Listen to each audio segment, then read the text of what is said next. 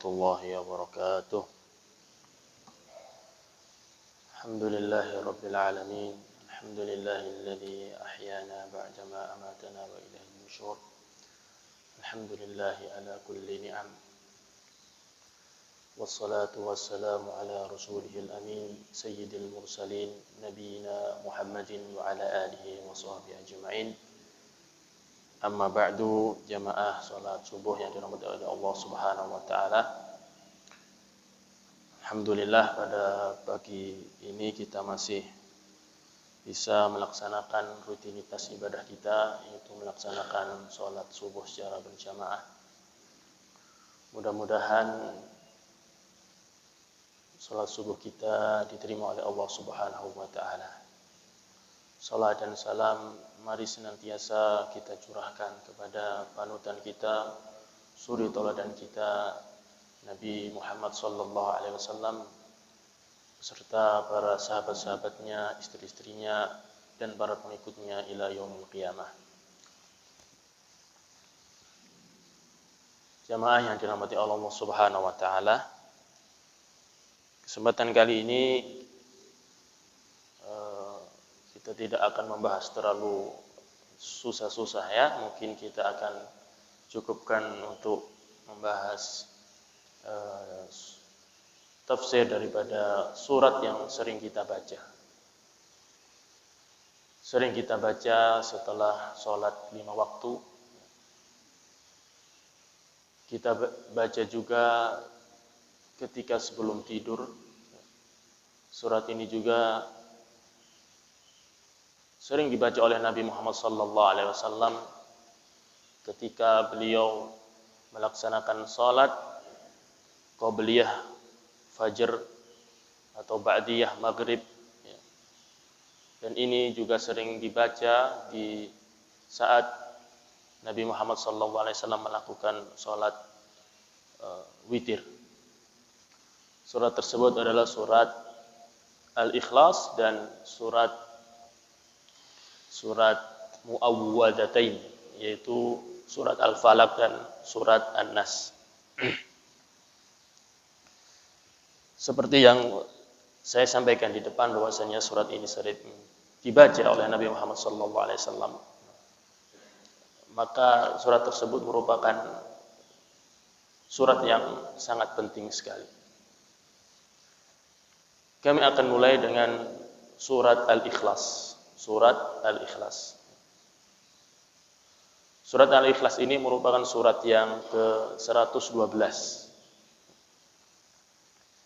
Apa arti surat Al-Ikhlas ini? Al-Ikhlas ya, artinya murni, ikhlas. Kalau orang bilang khalis itu murni. Artinya apa ikhlas? Kenapa surat ini dinamakan surat Al-Ikhlas? Padahal di dalam ayat ini tidak ada bunyinya ikhlas. Biasanya nama-nama surat itu diambil dari apa yang ada di dalam ayat-ayat, kandungan ayat tersebut. Jadi surat Al-Ikhlas ini artinya murni. Artinya apa murni? Surat ini murni membicarakan tentang Allah Subhanahu wa taala. Murni membicarakan tentang Allah Subhanahu wa taala. Dan disebut surat Al-Ikhlas juga ya karena di dalam surat ini seakan-akan Allah Subhanahu wa taala melepaskan diri dari segala tuduhan-tuduhan yang tidak benar kepada Allah Subhanahu wa taala. Seperti orang-orang Yahudi, orang-orang Nasrani mengatakan bahwasannya Allah Subhanahu wa taala memiliki anak. Kemudian surat Al-Ikhlas ini seakan-akan membicarakan tentang syarat menjadi Tuhan. Syarat Tuhan itu apa? Lihatlah surat Al-Ikhlas ini. Di situ ada empat ayat. Qul huwallahu ahad. Artinya kalau menjadi Tuhan itu esa, tidak berbilang. Yang kedua, Allahu somad. Kalau Tuhan itu tidak membutuhkan siapapun. Tuhan itu tidak membutuhkan siapapun. Bahkan sebaliknya, semua itu pasti membutuhkan Tuhan. Yang ketiga, lam yalid wa lam yulad. Tuhan itu tidak dilahirkan dan juga tidak melahirkan. Kalau dilahirkan, melahirkan makhluk namanya, bukan Tuhan. Kemudian juga Tuhan itu tidak ada yang boleh walam yakul lahu kufuwan ahad. Tidak ada yang boleh sama dengan Tuhan. Dan ketiga sifat ini jika kita terapkan di Tuhan-Tuhan selain Allah Subhanahu wa taala, maka hal itu tidak akan terdapat di dalam Tuhan-Tuhan selain Allah Subhanahu wa taala. Dan ini hanya dimiliki oleh Allah Subhanahu wa taala.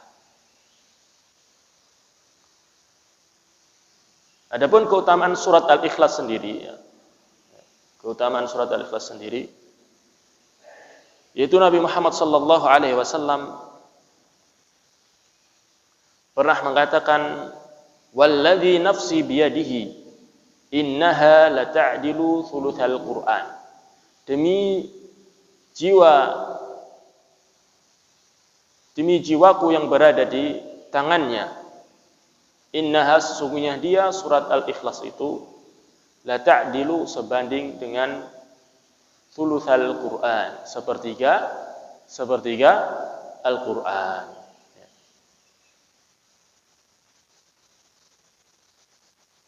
Para ulama menjelaskan apa yang dimaksud sepertiga Al-Qur'an.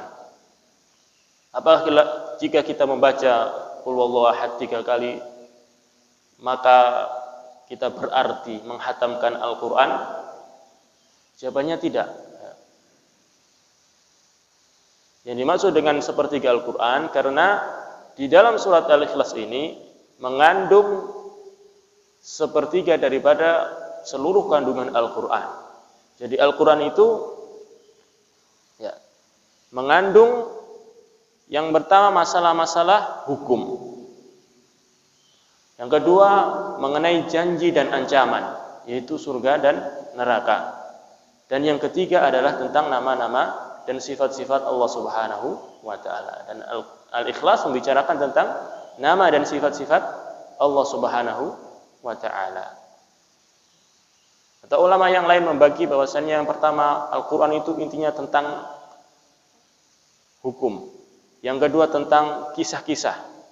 Yang ketiga tentang akidah dan tauhid.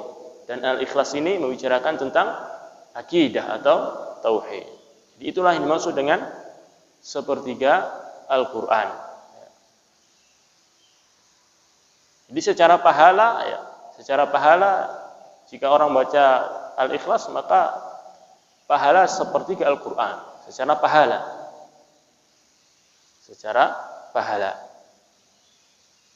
Dan ini jika ada orang membaca dalam sholatnya, membaca surat Al-Ikhlas 3 kali, kemudian tidak membaca Al-Fatihah, apakah sholatnya sah? Tidak sah.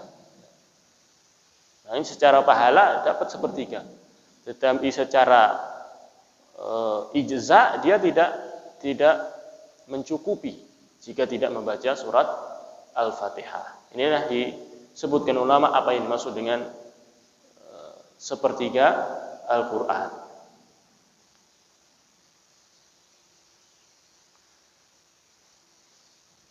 Kemudian juga di antara keutamaan surat Al-Ikhlas, bahwasanya barang siapa yang baca ini karena cintanya dia kepada surat ini, maka Allah Subhanahu wa taala juga mencintainya. Ini ada hadis yang terlalu panjang ya.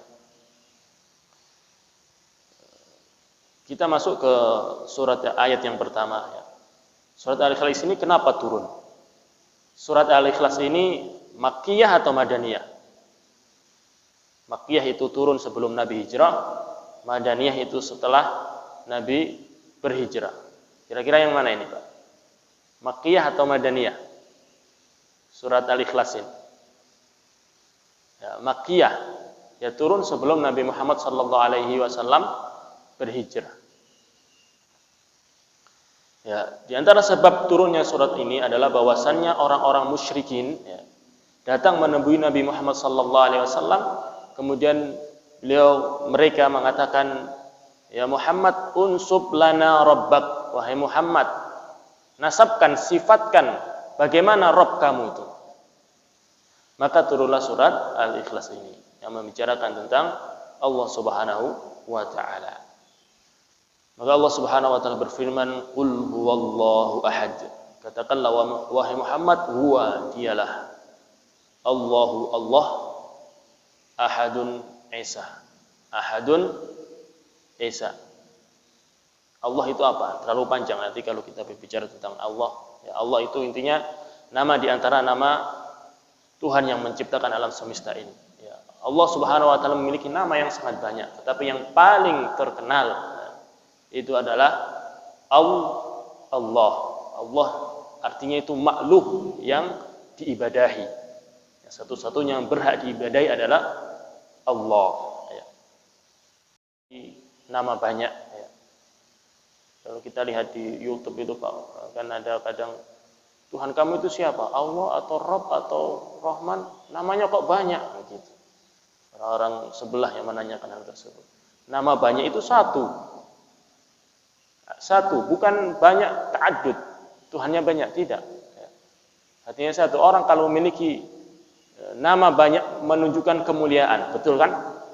Oh Pak Ridho itu Masya Allah rajin sholat, datang lebih awal, disebut nasyad, rajin, kemudian qawwam, rajin sholat malam, sawwam, rajin berpuasa, misalnya seperti itu. Jadi maksudnya Allah memiliki nama-nama yang banyak itu menunjukkan kemuliaan, bukan berarti Allah Subhanahu wa taala ta'addud banyak. Qul huwallahu ahad, katakanlah dia Allahu Allah, ahadun Esa. Esa dalam hal apa sih Allah Subhanahu wa taala? Kalau kita lihat ayat-ayat Al-Qur'an ya, maka dapat kita ringkaskan menjadi 3. Allah itu Esa dalam rububiyah. Rububiyah itu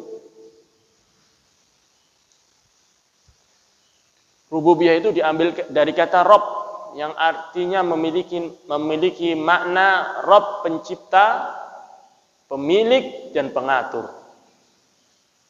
Pencipta, pemilik dan pengatur. Jadi Allah Subhanahu wa taala yang menciptakan seluruh alam semesta ini. Allah Subhanahu wa taala juga yang memiliki seluruh alam semesta ini. Ya. Diri kita ini, Pak, diri kita ini miliknya Allah Subhanahu wa taala. Makanya kita kalau ada orang meninggal mengatakan inna lillahi wa inna ilaihi raji'un. Kita kembali kepada Allah Subhanahu wa taala. Bahkan kalau kita tahu kitmir itu apa? Kitmir itu kurma, kalau kita belah ada bijinya, ya kan? Nah, bijinya itu ditelan. Oh, bukan. Di dalam bijinya itu ada lapisan ari. Ya. Lapisan ari yang kecil itu miliknya Allah Subhanahu wa taala. Dan ini dijelaskan di dalam Al-Qur'an. Walladzina tad'una min dunihi ma yamlikuna min qitmir. Dan orang-orang yang kamu seru atau sembah selain Allah tidak mempunyai apa-apa walaupun setipis kulit ari. Kulit ari yang ada di biji kurma itu miliknya Allah Subhanahu wa taala. Makanya seluruh harta, seluruh apa kenikmatan yang diberikan kepada kita oleh Allah Subhanahu wa taala hakikatnya adalah milik Allah Subhanahu wa taala. Maka tauhid rububiyah itu tadi memiliki ya, menciptakan dan mengatur alam semesta. Karena Allah ciptakan, Allah yang memiliki, yang mengatur alam semesta ini adalah Allah Subhanahu wa taala. Ada yang mengatur selain Allah? Ada, malaikat. Tetapi malaikat itu tidak akan berani melakukan tindakan kecuali atas izin Allah Subhanahu wa taala. Maka dari itu malaikat saja yang makhluk yang mulia ya, itu tidak berani melakukan sesuatu kecuali atas izin Allah Subhanahu wa taala. Bagaimana dengan makhluk-makhluk yang lain? Seperti ada keyakinan bahwasanya yang mengatur pantai selatan, yaitu siapa? Nyi Roro Kidul, atau yang mengatur Gunung Merapi dan gunung-gunung yang lain, itu selain Allah, tidak benar. Itu tidak benar. Yang barang siapa yang meyakini ada yang mengatur bagian alam ini, ya, maka dia terjatuh ke dalam kesyirikan.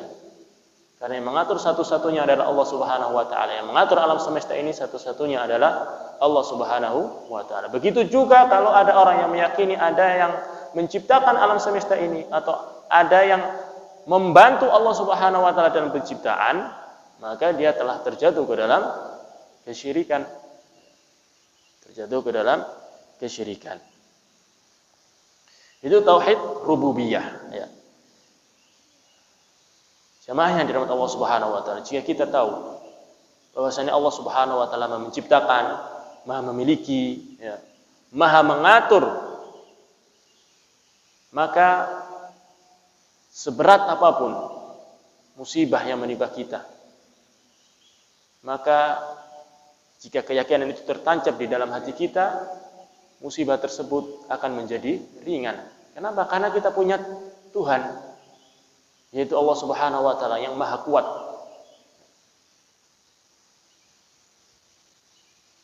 Kita memiliki Tuhan, yaitu Allah Subhanahu wa taala. Memang berat, ya. Suatu ujian musibah memang berat. Tapi yakinlah semua itu telah diatur oleh Allah Subhanahu wa taala. Maka berdoalah, mintalah kepada Allah Subhanahu wa taala yang Maha mampu untuk menyelesaikan masalah tersebut. Kemudian juga Allah itu esa dalam hal apa? Dalam uluhiyah. Uluhiyah itu apa? Dalam beribadah kita harus tujukan untuk Allah Subhanahu wa taala. Karena Allah yang menciptakan, mengatur, memiliki alam semesta ini, ibadah itu harus diperuntukkan kepada Allah Subhanahu wa taala. Tidak boleh kita peruntukkan ibadah kita kepada selain Allah Subhanahu wa taala. Termasuk apa? Salat, puasa, zakat, ini sudah maklum. Tapi terkadang orang yang tidak tahu, atau ya tidak tahulah ini, dukun-dukun itu Pak, ya Pak, kalau menyembelih kan biasanya ada persembahan. Itu menyembelih itu untuk jin. Ya ini tidak boleh seperti ini. Menyembelih itu ibadah. Makanya Allah Subhanahu wa taala mengatakan fasholli li rabbika wanhar. Salatlah untuk Allah, li rabbika, untuk Tuhanmu, wanhar, dan menyembelih juga harus untuk Allah Subhanahu wa taala. Maka itu tadi uluhiyah, kita harus beribadah murni kepada Allah Subhanahu wa taala. Juga di dalam nama dan sifat-sifatnya. Artinya apa? Kita sucikan Allah Subhanahu wa taala dari sifat-sifat yang tidak baik, tuduhan-tuduhan kepada Allah yang tidak benar. Dan juga Allah Subhanahu wa taala tidak ada yang serupa dengan Allah Subhanahu wa taala. Jika terbayang di dalam benak pikiran kita Allah itu seperti ini, seperti itu, maka segeralah berlindung kepada Allah Subhanahu wa taala. A'udzubillahi minasyaitonir rajim. Banyak beristighfar, kemudian segera hilangkan yang ada di pikiran kita. Maka yakinilah bahwasanya Allah Subhanahu wa taala tidak ada yang serupa dengannya. Itu arti daripada qul huwallahu ahad, ya. Rububiyah, uluhiyah, asma dan sifat. Kemudian ada sebagian orang yang mempermasalahkan, kenapa tauhid itu kok dibagi-bagi, bagi 3? Maka kita katakan pembagian 3 ini tujuannya bukan untuk dipisah-pisah, tetapi untuk mempermudah memahami. Ya. Sebagaimana juga rukun iman itu ada 6, dijelaskan secara detail. Rukun iman kepada Allah itu apa, detail tujuannya agar satu. Tidak boleh orang meyakini percaya kepada Allah saja, kemudian tidak percaya kepada malaikat, rasul, tidak boleh. Begitu juga tauhid ini, ya, terserah mau dibagi berapa. Ya, intinya Allah itu esa dalam penciptaan, pemilikan. Ini betul enggak maknanya? Maknanya betul. Allah satu-satunya yang berhak diibadahi, betul maknanya. Kita harus sucikan Allah, maknanya betul. Maknanya betul. Maka jangan dilihat dari pembagiannya ini. Lihat maknanya, makna yang terkandung di dalamnya. Maknanya betul. Dan juga ketiga pembagian ini bukan diambil dari kantong saya atau kantongnya siapa, ya. Tapi ini dari Al-Quran. Kalau kita lihat Al-Quran, Alhamdulillahi Rabbil Alamin. Rabbil Alamin, pencipta alam semesta. Itu tauhid rububiyah. Iyyaka na'budu, hanya kepadamu kami beribadah. Ini tauhid apa? Uluhiyah. Ibadah kita hanya untuk Allah Subhanahu wa taala. Ar-Rahmanir Rahim. Ar-Rahmanir Rahim, ya. Yang Maha Rahman dan Rahim ini asma dan sifat, ya. Jadi ketiga pembagian ini diambil dari Al-Qur'an dan tujuannya untuk mempermudah. Kenapa terjadi pembagian ini? Karena orang-orang musyrikin Arab, ya. Zaman Nabi itu banyak orang musyrik, ada musyrikin Arab, ada musyrikin selain Arab, ya. Ada orang yang tidak percaya Tuhan, tapi orang-orang musyrikin Arab mereka percaya, mengimani tauhid rububiyah, ya. Percaya bahwasannya Allah Subhanahu wa taala yang Maha menciptakan, memiliki, mengatur alam semesta ini, tetapi mereka beribadah tidak kepada Allah. Inilah mereka terjatuh di dalam tauhid uluhiyah, ibadah. Orang-orang musyrikin itu terkadang berdoa kepada Allah, ya. Kalau urusannya sudah tidak ada, ya tuan-tuan mereka tidak ada yang mengabulkan doanya, mereka baru berdoa kepada Allah. Ya. Keadaan terdesak mereka berdoa kepada Allah. Berdoa kepada Allah juga berdoa kepada selain Allah. Ini dinamakan musyrik. Ya. Jadi tidak dikatakan musyrik kalau orang beribadah kepada selain Allah terus. Tidak dikatakan musyrik. Namanya musyrik itu bersyirikat, ya. Menduakan, ya. Mentigakan. Ini namakan musyrik, ya.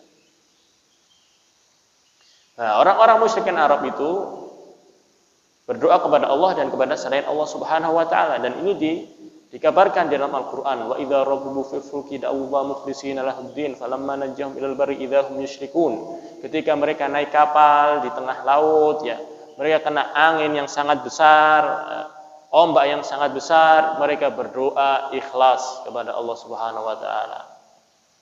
Falamma najjahum ilal barri, ketika Allah selamatkan dia di daratan, idzahum yusyrikun, mereka kembali lagi berbuat syirik. Ya, itu. Jadi pembagian tauhid tidak ada, jangan dipermasalahkan, ya. Tujuannya untuk mempermudahkan dan tujuannya agar satu. Tidak boleh kita pisah-pisah. Kemudian juga ada yang mengatakan kalian bagi tauhid itu menjadi tiga, tujuannya untuk memusyrik-musyrikan orang. Orang Islam sudah ber-KTP, tetapi kalian musyrik-musyrikan, kafir-kafirkan. Tidak. Kita belajar itu biar kita paham. Biar kita paham. Adapun memusyrik-musyrikan orang Islam, ya, itu bukan tugas kita. Itu tugasnya ulama, qadhi, ya. Adapun kita orang-orang awam seperti ini, ilmu yang kurang, tidak boleh kita musyrik-musyrikan orang. Tugas kita itu berdakwah, mengajak dengan cara yang baik. Ini perbuatan syirik, tidak boleh, ya. Pelan-pelan. Ada syirik musyrik tidak boleh seperti ini. Nah, kalau tidak dipelajari, kapan kaum muslimin paham? Ya. Jadi itu tidak boleh kita musyrik-musyrikan. Tujuannya bukan untuk memusyrik-musyrikan, mengeluarkan orang Islam dari keislamannya, tidak. Ya. Tetapi ilmu itu harus dipelajari. Bagaimana kita tahu perbuatan tersebut jelek kalau kita tidak tahu, kita tidak mempelajarinya. Kemudian juga harus dibedakan antara perbuatan dan pelaku. Perbuatan boleh kita katakan orang yang bersujud kepada selain Allah, perbuatan tersebut adalah perbuatan syirik. Tapi lantas apakah pelaku yang berbuat syirik itu kita syirikan? Belum tentu. Jawabannya belum tentu. Sebagaimana di dalam hadis diceritakan, orang saking gembiranya dia mengatakan, wahai Allah, engkau hambaku dan aku Tuhanmu. Engkau hambaku dan aku Tuhanmu. Ini perkataan syirik. Tetapi Nabi kata akhta'a min syiddatil farah. dia salah ucap karena saking gembiranya. Saking gembiranya. Itu qul huwallahu ahad. Kemudian Allah Subhanahu wa taala melanjutkan Allahus samad. Ya. Apa arti as-samad? Allah itu Maha as-samad. Ya. Samad memiliki beberapa arti, yaitu al-mustaghni an kulli ahadin wal muhtaju ilaihi kulli ahadin. Yang tidak membutuhkan kepada segala sesuatu dan segala sesuatu membutuhkan kepadanya. Saya ulang lagi. Di antara makna samad adalah yang tidak membutuhkan kepada segala sesuatu dan segala sesuatu tersebut membutuhkannya. Dan ini yang ditafsirkan oleh sahabat Abu Hurairah. Juga di antara maknanya adalah yang disebutkan oleh Ibnu Abbas, as-sayyidul ladzi qad kamula su'daduhu. As-sayyid, pemimpin yang sempurna dalam kepemimpinannya. Wasyariful ladzi qad kamula fi syarafihi, dan asy-syarif yang maha mulia yang sempurna dalam kemuliaannya. Wal azimul ladzi qad azuma fi azamatihi, dan yang maha agung yang sempurna dalam keagungannya. Wal halimul ladzi qad kamula hilmihi, dan yang maha santun yang sempurna dalam kesantunannya. Wal ghaniyul ladzi qad kamula fi ghinahi, dan yang maha kaya yang sempurna dalam kekayaannya. Wal jabbarul ladzi qad kamula fi jabarutihi, dan yang maha jabbar, yang maha kuasa, yang sempurna dalam kekuasaannya. Wal alimul ladzi qad kamula fi ilmihi, dan yang maha alim, yang maha berilmu, yang sempurna dalam ilmunya. Kemudian wal hakimul ladzi qad kamula fi hikmatihi, dan al hakim yang maha bijak yang sempurna dalam kebijakannya. Wa huwal ladzi qad kamula fi anwa'is syarafi was su'dadi, dan dialah Allah Subhanahu wa taala yang sempurna dalam berbagai macam kemuliaan dan kepemimpinan. La tambaghi illa lahu, dialah Allah Subhanahu wa taala yang demikian sifatnya tidak boleh kecuali hanya untuk Allah Subhanahu wa taala. Pemimpin banyak tapi tidak sempurna Allah Subhanahu wa taala. Itu tafsir daripada Ibnu Abbas. Kemudian juga di antara makna as-samad adalah alladzi yaf'alu ma yasha'u wa yahkumu ma yurid, yang melakukan apa yang ia kehendaki dan menetapkan apa yang ia kehendaki. Allah kehendaki virus corona sudah terjadi, terjadi. Mau seluruh dunia ini menghalangi tidak akan bisa. Ya. Semua tafsiran di atas adalah benar. Ya. Tafsirannya semuanya benar. Kemudian juga Allah Subhanahu wa taala melanjutkan lam yalid wa lam yulad. Ya. Allah Subhanahu wa taala itu tidak beranak dan juga tidak diberanakkan. Ayat ini bantahan terhadap orang-orang Nasrani yang mengatakan bahwasannya Nabi Isa adalah anak Tuhan. Juga bantahan kepada orang-orang Yahudi yang mengatakan bahwasannya Uzair adalah putra Allah Subhanahu wa taala. Orang-orang musyrik juga menganggap bahwasannya malaikat adalah putri-putri Allah Subhanahu wa taala. Dan ini bantahan kepada mereka. Kalau kita tanya kepada tetangga kita orang sebelah, apa sih makna anak Tuhan? Nah, itu enggak tahu juga saya. Karena saya bukan orang Nasrani ya. Apakah Tuhan itu beranak seperti melahirkan manusia atau makna yang lain? Ya, enggak tahu. Ya, mereka orang-orang tersebut musyrikin, orang Yahudi, Nasrani meyakini bahwasanya Allah punya anak, tetapi Allah Subhanahu wa taala itu Maha Penyabar, ya. Maha Penyabar. Tetap Allah Subhanahu wa taala berikan rezeki kepada mereka. Di dalam sabdanya Nabi Muhammad SAW bersabda, "Ma ahadun asbaru ala adza sami'ahu minallahi yad'una lahul walad thumma yu'afihim wa yarzuquhum." Tidak ada seorang pun yang lebih sabar terhadap gangguan yang ia dengar daripada Allah Subhanahu wa taala. Manusia menyatakan Allah memiliki anak, tetapi Allah Subhanahu wa taala memaafkan dan masih memberi rezeki kepada mereka. Kemudian juga Allah Subhanahu wa taala di ayat terakhir ini berfirman, "Wa lam yakul lahu kufuwan ahad." Dan tidak ada sesuatu yang setara dengan Allah Subhanahu wa taala. Ayat terakhir ini adalah bentuk penegasan terhadap keagungan dan kemuliaan sifat-sifat Allah Subhanahu wa taala.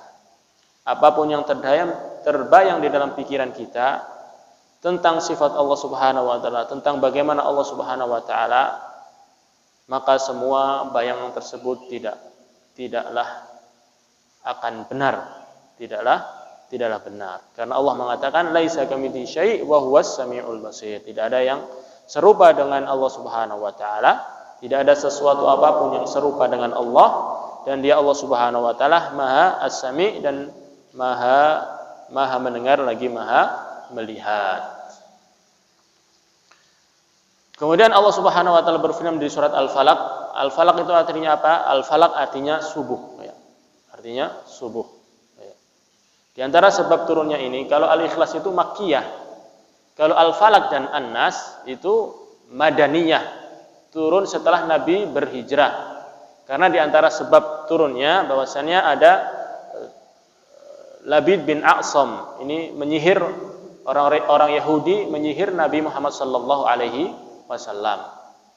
Ini agar dibaca oleh Nabi Muhammad sallallahu alaihi wasallam, dan alhamdulillah Nabi Muhammad sallallahu alaihi wasallam terbebas dari sihir tersebut. Ya, Nabi tersihir, tersihir, tapi tidak tercampur dengan wahyu. Dan sihir Nabi Muhammad sallallahu alaihi wasallam itu, Nabi disihir itu terbayangkan seolah-olah Nabi melakukan sesuatu padahal Nabi tidak melakukannya. Nabi seakan-akan mendatangi istri-istrinya, tetapi tidak mendatangi istri-istrinya.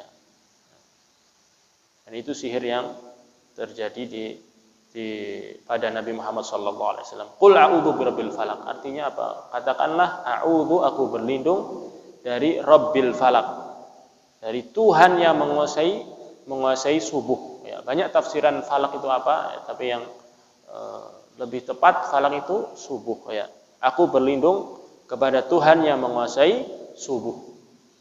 Ya. Min syarri ma khalaq, dari kejahatan ma khalaq, apa yang Dia ciptakan. Jadi ma di sini itu ma mausulah, artinya memiliki arti yang menyeluruh. Jadi berlindung dari seluruh apapun, baik jin, hewan yang Allah ciptakan. Min syarri ma khalaq. Qul a'udzu birabbil falaq min syarri ma khalaq, dari kejahatan makhluk yang diciptakan oleh Allah Subhanahu wa taala. Bahkan ya, seluruh makhluk, ya. Mungkin bisa jadi keluarga kita, istri kita itu menjadi apa? Keburukan. Ya. Nah, kalau tidak membawa kita kepada ketaatan kepada Allah Subhanahu wa taala, ya, itu musibah. Betul, Pak? Ya. Ya, memang ujian. Anak, istri, ya, itu memang ujian, kita harus sabar. Wa min syarri ghasiqin idza waqab. Allah melanjutkan wa min syarri ghasiqin idza waqab, dan dari keburukan ghasiqin malam, idza waqab, apabila telah gelap gulita. Ya, karena pada malam hari itu hewan-hewan yang mengganggu mulai bertebaran, ya, ruh-ruh jahat, ya, jin-jin berkeliaran. Kalau malam hari, maka kita berlindung dari hal-hal tersebut. Kemudian Allah mengatakan wa min syarrin naffatsati fil uqad, dan dari keburukan, ya, kejahatan naffatsat. Naffatsat itu penyihir, ya, yang meniup pada buhul-buhul talinya. Jadi orang tukang sihir itu biasanya ada ikat-ikatan begitu, kemudian ditiupkan, ada medianya. Wa min syarrin naffatsati fil uqad, dan syarri dari keburukan naffatsat, ya, penyihir yang meniup, ya, fil uqad, pada buhul-buhul atau talinya. Kemudian Allah Subhanahu wa taala melanjutkan wa min syarri hasidin idza hasad, dan dari keburukan hasidin. Orang-orang yang hasad, idza hasad, apabila dia dengki. Nah, kita berlindung, Pak. Berlindung dari keburukan orang-orang yang dengki kepada kita. Kita tidak tahu orang itu suka sama kita atau tidak.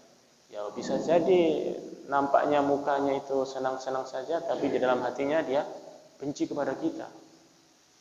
Makanya kita berlindung kepada Allah Subhanahu wa taala. Syekh Islam Ibnu Taimiyah mendefinisikan dengki dan hasad. Ya. Al-bughdhu wal karahatu lima yarahu min husni halil mahsud. Ya. Hasad itu apa sih? Hasad itu adalah cuma sekedar benci dan tidak suka terhadap kebaikan yang ada pada orang lain yang dilihatnya. Ini hasad, benci, tidak suka. Ya. Ini hasad. Al-hasadu markuzun fi tiba'il bashar wa huwa anna al-insana yakrahu an yafuquhu ahadun min jinsihi fi syai'in min al-fadha'il.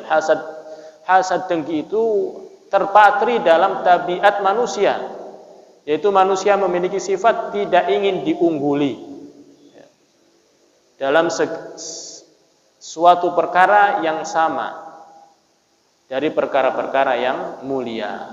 Ya, itu ada di dalam jiwa-jiwa manusia, itu ada sifat hasad itu. Ya, makanya kita berlindung kepada Allah Subhanahu wa taala min syarri hasidin idza hasad. Ya, dan hasad ini sangat berbahaya. Sangat berbahaya.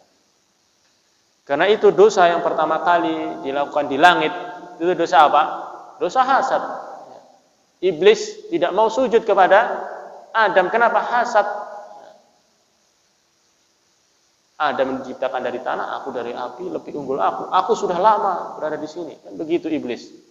Dia sudah lama. Duluan mana Nabi Adam atau iblis? Duluan iblis.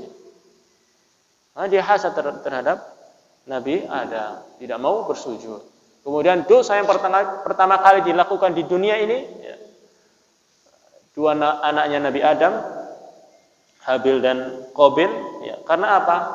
Karena hasad. Satunya diterima persembahannya, satunya tidak diterima.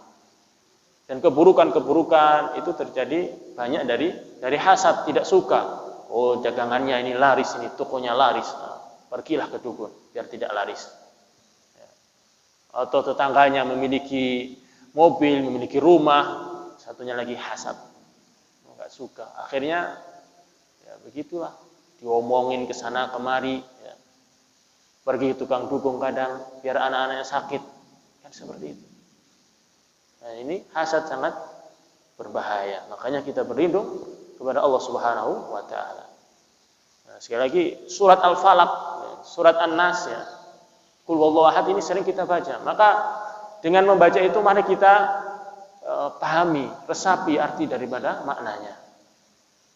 Setelah sholat fardu kita baca, doa zikir pagi petang kita baca, kemudian sholat kita baca.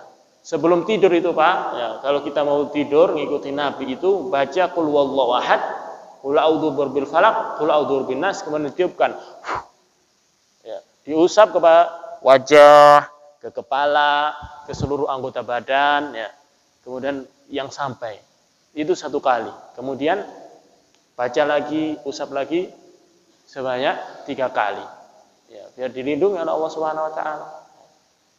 Ya, itulah gunanya kita paling minimal kita bacalah tafsir terjemahannya biar meresap di dalam hati. Masih jam 5 nih, masih pagi nih, Pak. Qul a'udzu birabbin nas, rabbin nas, ya. Artinya an-nas itu apa sih? An-nas itu manusia. Allah mengatakan qul a'udzu birabbin nas, malikin nas, ilahin nas, ya. Katakanlah aku berlindung kepada Tuhannya manusia. Kemudian malikin nas, rajanya manusia. Kemudian ilahin nas, kemudian sesembahan manusia, ya. Ini Allah menyuruh kita berlindung dari godaan setan dengan 3 sifat Allah. Saking pentingnya ini, ya. Rabbin nas, kemudian malikin nas, ilahin nas. Rabbin nas tadi Rabbnya manusia, rajanya manusia, kemudian sesembahannya manusia. Berlindung dari apa? Min syarril waswasil khannas. Dari kejahatan bisikan setan yang bersembunyi. Setan yang bersembunyi. Ibnu Qayyim berkata, perhatikanlah hikmah Al-Quran Al-Karim dan keagungannya. Lihatlah bagaimana Al-Quran menyebutkan kata meminta perlindungan dari setan yang disifati dengan al-waswasil khannas, setan yang sering bersembunyi dan membisiki dada manusia.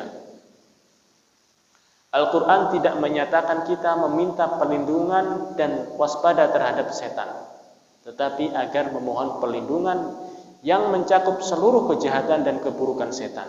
Salah satu sifat setan yang sangat berbahaya, kuat pengaruhnya dan paling luas dampak kerusakannya adalah waswasah atau bisikan. Bisikan itulah awal dari kehendak. Pada awalnya hati kita kosong dari keburukan dan maksiat. Lalu setan pun membisikkan hati dan terpetiklah maksiat dalam benaknya. Setan pun menggambarkan maksiat pada hati tersebut, membangkitkan angan-angan kosong, lalu menjadikan hati memiliki syahwat. Selanjutnya setan menghiasi dan memperindah syahwat tersebut.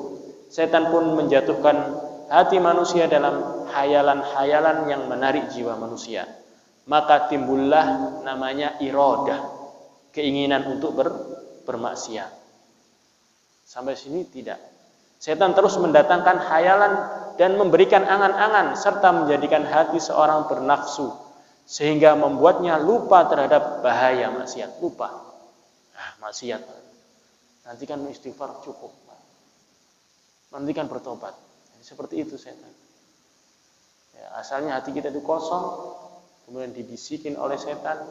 Bukan hanya dibisikin, dihiasi maksiat itu begini, sehingga timbullah keinginan. Setan pun melipat, menutup akibat buruk maksiat tersebut. Lalu setan menghalangi seorang dari memandang akibat buruknya sehingga seorang hanya merasakan kenikmatan bermaksiat.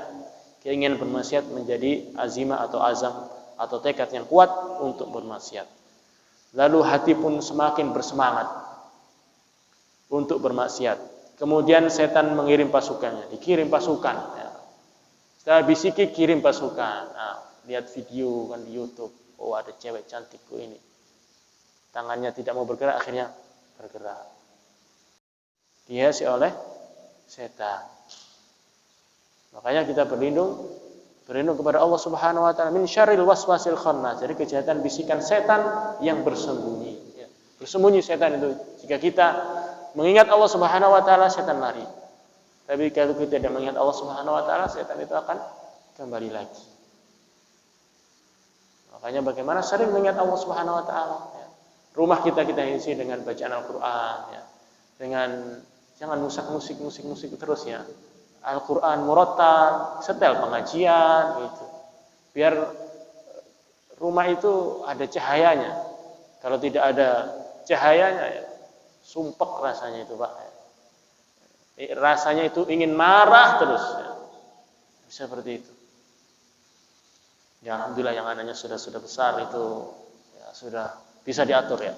Ya ini mungkin buat saya sendiri ya. Kalau anak-anak masih kecil itu butuh kesabaran yang ekstra.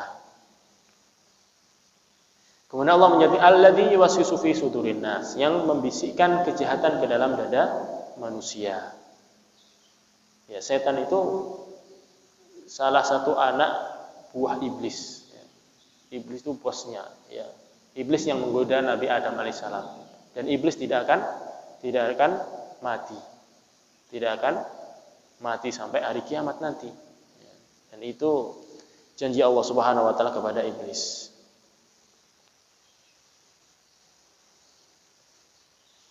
Kemudian setan juga dia bisa di dalam hadis diterangkan ya. Saya bacakan terjemahannya dari Sofiyah binti Huyai berkata, pernah Rasulullah SAW sedang beriktikaf. Singkatnya, Nabi SAW beriktikaf, kemudian didatangilah Sofiyah, ya, Sofiyah binti Huyai, mengunjungi Nabi Muhammad SAW. Setelah itu ngobrol berbincang, Nabi beriktikaf, Sofiyah mau pulang, Maka Nabi pun bangkit menemani Sofiyah karena pada saat itu pada malam hari. Ditemani Nabi. Sofiyah pulang ditemani Nabi. Di tengah perjalanan ya, bertemu dengan dua sahabat. Nah, ketika melihat Rasulullah, dua sahabat ini tiba-tiba mempercepat jalannya. Yang sebelumnya itu jalannya santai-santai. Ketika melihat Nabi Muhammad SAW, jalan cepat-cepat. Jalannya cepat-cepat. Kemudian Nabi pun mengatakan ala rislikuma, pelan-pelan. Maka sahabat ini pun mengatakan subhanallah. Ya Rasulullah, subhanallah gitu. Maha suci Allah, wahai Rasulullah. Maksudnya jangan beranggapan kita itu ada anggapan apa-apa gitu kepada Nabi. Kami tidak beranggapan apa-apa. Kemudian ditepis oleh Nabi Muhammad SAW. Wa inna syaitana yajri minal insi majrad dam. Sesungguhnya setan itu ya, berlari-lari, berjalan-jalan di aliran darah manusia. Wa inni khasyitu an yakdifa fi qulubikuma su'an, dan aku khawatirkan ya, di dalam hati-hati kalian itu ada prasangka yang buruk ya. Ada menyusup setan di situ mempermainkan. Ya. Ini segera ditepis ya. Makanya ditepis oleh Nabi Muhammad SAW. Biar tidak terjadi prasangka yang tidak-tidak. Kemudian Allah Subhanahu wa taala terakhir ya, minal jinnati wan nas, dari golongan jin dan manusia. Ya. Alladzi waswisu fi sudurin nas, yang membisikkan di dalam hati-hati dada-dada manusia, minal jinnati wan nas, dari golongan jin dan manusia. Ya. Jadi kata jin ya dan manusia tersebut kembali kepada pembisik atau penggoda. Saya ringkaskan ya. Jadi jin dan manusia itu bisa menjadi setan ya. Kalau setannya jin ya masuk ke dalam jiwa-jiwa manusia, membisikkan. Jin yang buruk membisikkan ke dalam dada manusia perbuatan yang buruk. Jin yang membisikkan perbuatan buruk disebut juga setan ya. Juga ada asyaitonun natiq, ada setan yang kelihatan wujudnya, ngomong, yaitu manusia. Kalau dia mengajak kepada hal-hal buruk disebut juga setan. Disebut juga setan. Dan jin juga karena dia mukallaf. Bisa jadi dia di dalam hatinya juga dibisiki oleh setan. Sehingga ada jin baik, ada jin buruk. Jin buruk suka menyantet, suka dengan dukun ya. Dan begitu. Jadi jin, setan dari jin dan juga dari manusia. Wallahu taala alam. Ini saja yang bisa kami sampaikan untuk menghentikan satu saya. Mudah-mudahan sedikit ini bisa bermanfaat. Mudah-mudahan dengan membaca, sering kita baca surat Al-Falaq ya, bisa menjadi semakin bermakna kepada kita semuanya. Saya kira tidak ada pertanyaan ya. Kita tutup. Subhanakallahumma wa bihamdika asyhadu an la ilaha illa anta astaghfiruka wa atubu ilaik. Subhanallah bihamdihi adada khalqihi wa ridha nafsihi wa zinata arsyihi. Subhanallah bihamdihi adada khalqihi wa ridha nafsihi wa zinata arsyihi. Subhanallah bihamdihi adada khalqihi wa ridha nafsihi. Wassalamualaikum warahmatullahi wabarakatuh.